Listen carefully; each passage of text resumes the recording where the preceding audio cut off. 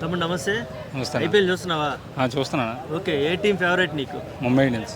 Mumbai Indians. Okay, Mumbai ఇండియన్స్లో నీ favourite ఎవరు? రోహిత్ శర్మ. రోహిత్ శర్మ. ఇది ఇండియన్ కెప్టెన్ కాబట్టా లేకపోతే? అలానే కాదు, ఫస్ట్ నుంచి ఎప్పుడు టీం డౌన్ అవుతున్నా సరే మనోడు స్టాండర్డ్ అవుతారు కంపల్సరీ.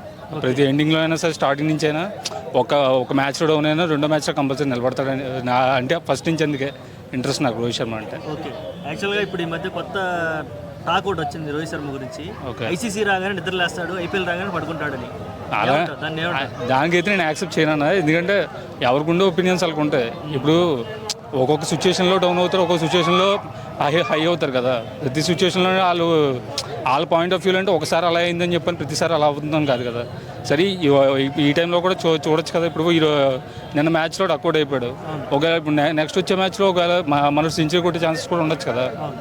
ఎవరికి ఉండే ఒపీనియన్స్ వాళ్ళకు ఉంటాయి. అందుకే నా వరకు నా బెస్ట్ ఆప్షన్ మనోడు డౌన్ అయినా అప్ అయినా నేను ఎప్పుడు రోహిత్ శర్మకే సపోర్ట్. ఓకే, ఫైనల్కి వెళ్తుంది ఈసారి ఎంఐ? కంపల్సరీ వెళ్తుంది. ఎవరు ఆపోజిట్గా ఎవరు రావాలనుకుంటున్నావు? ఆపోజిట్ అయితే నేను సిఎస్కే రావాలనుకుంటాను. ఓకే, అంటే గెలిస్తే వాళ్ళ మీద గెలవాలని చెప్పాను. ఓకే, ఎందుకంటే డౌన్ అయినా అప్ అయినా ఫస్ట్ సిఎస్కేతో కొట్టి ముందుకెళ్ళాలని థాట్లో ఉన్నాను ఫస్ట్ నుంచి. ఓకే, కానీ ఫస్ట్ మ్యాచ్ సిఎస్కేతో ఓడిపోయింది కదా మరి. ఓడిపోయిందని ఆ రివెంజ్తో ఫైనల్లో కొడతామో ఛాన్స్లో ఉంది అంతే. ఆ ఆప్షన్ అంతే. మ్యాక్సిమం ప్రతి ఒక్కళ్ళు అనుకుంటారు ఆ ఫస్ట్లో ఓడిపోయింది, లేకపోతే ఇప్పుడు ఓటమితోనే స్టార్ట్ అవుతుంది. Okay, super. అలా ఈసారి బుమ్రా లేకపోవడం ఏమన్నా ప్రాబ్లం అనుకుంటున్నావా? అలానే లేదు, బుమ్రా లేకపోయినా మిగతా బౌలర్స్ నిజంగా కంట్రోల్ చేస్తారని అనుకుంటున్నా.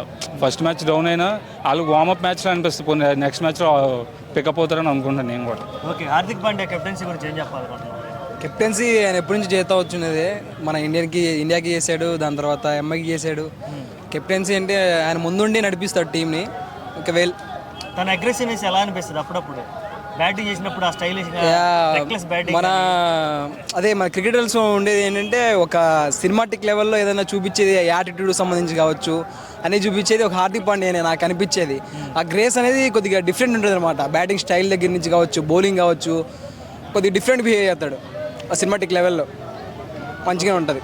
ఓకే, ముంబైలో ఇంక నీ ఫేవరెట్ ఎవరు? సూర్యకుమార్ యాదవ్ లేకపోతే తిలక్ వర్మ ఉన్నాడు మన తెలుగుడు. ఎలా అనిపిస్తుంది తిలక్ వర్మ గురించి ఏం చెప్తాం? తిలక్ వర్మ కూడా లాస్ట్ టైం కూడా బాగా మన పొజిషన్లోకి వచ్చాడు పైకి. ఈ మధ్య టీ20లో ఇంకా బాగా పర్ఫామ్ చేశాడు. సో అందుకని ఇప్పుడు ఇందులో డౌన్ అయినా అందులోకి ఇప్పుడు ఐపీఎల్ ఇప్పుడు మ్యాచ్లు కొత్తవి వస్తున్నా సరే మ్యాక్సిమం కంపల్సరీ ఇందులో కూడా పికప్ అవుతాడన్న థాట్లోనే ఆలోచిస్తున్నాను. రోహిత్ శర్మ బ్యాటింగ్ ఆర్డర్ కొంచెం లేట్గా పంపించారని టాక్ వచ్చింది. తిలక్ వర్మని ఇంకా ముందు పంపిస్తే బాగుండే రిజల్ట్ అన్నారు. ఏం చెప్పాలనుకుంటున్నాను? ఇప్పుడు దాని గురించి అయితే నాకు అంత క్లారిటీగా తెలియదు అన్న. ఎందుకంటే కంపల్సరీ ఇప్పుడు నెక్స్ట్ మ్యాచ్లో అయినా సరే ముందు పంపిస్తే కొంచెం మ్యాచ్ అనేది కొంచెం స్కోర్ అనేది కొంచెం పైకి వెళ్తుందని ఆలోచిస్తున్నాను నేను కూడా. ఇప్పుడు మొన్న నిన్న 176 అనుకుంటే ఎంతో స్కోర్ కొట్టింది మ్యాచ్. ఇప్పుడు తిలక్ వర్మ ముందు వచ్చి ఉంటే కొంచెం ఇంకా పికప్ అయ్యేదేమో అనుకుని నా ఫీలింగ్ అంతే. రోహిత్ శర్మ సెంచరీ ఎక్స్పెక్ట్ చేయొచ్చా ఈసారి ఐపీఎల్ 18లో? షూర్గా చేయొచ్చు. నేనైతే 100% సపోర్ట్ చేస్తాను Rohit Sharma. Okay, thank you. Okay, thank you.